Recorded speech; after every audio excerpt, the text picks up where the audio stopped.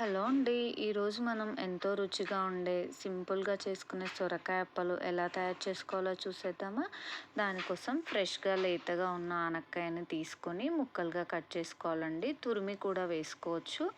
తురమలేదు అనుకున్న వాళ్ళు ఇలా మిక్సీ జార్లో వేసుకోవచ్చు. మిక్సీ జార్ తీసుకొని అందులో కొద్దిగా పచ్చిమిర్చి, కొత్తిమీర, పుదీనా, కరివేపాకు, కొద్దిగా ఉప్పు, సొరకాయ ముక్కలు వేసుకొని వీటన్నిటిని మిక్సీకి పట్టుకోవాలి.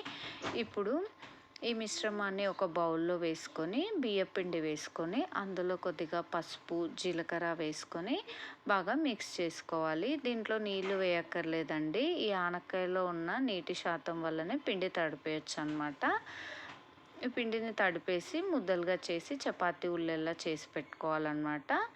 ఇప్పుడు పూరి ప్రెషర్ తీసుకొని దాంట్లో ఆయిల్ ప్యాకెట్ని కట్ చేసి పెట్టి కొద్దిగా ఆయిల్ అప్లై చేసుకుంటూ ఈ ఉల్లెలను ఒకటొకటిగా పెట్టుకుంటూ ఇక్కడ చూపిస్తున్న విధంగా ఒత్తుకోవాలి. అంతే అండి, ఇది రెడీ అయిపోయింది. ఇప్పుడు స్టవ్ పై బాండీ పెట్టుకొని అందులో ఆయిల్ వేసి ఆయిల్ వేడెక్కిన తర్వాత స్టవ్ మీడియం ఫ్లేమ్లో పెట్టుకొని ఈ సొరకాయ అప్పల్ని ఒకటొకటిగా వేస్తూ వేయించుకోవాలండి.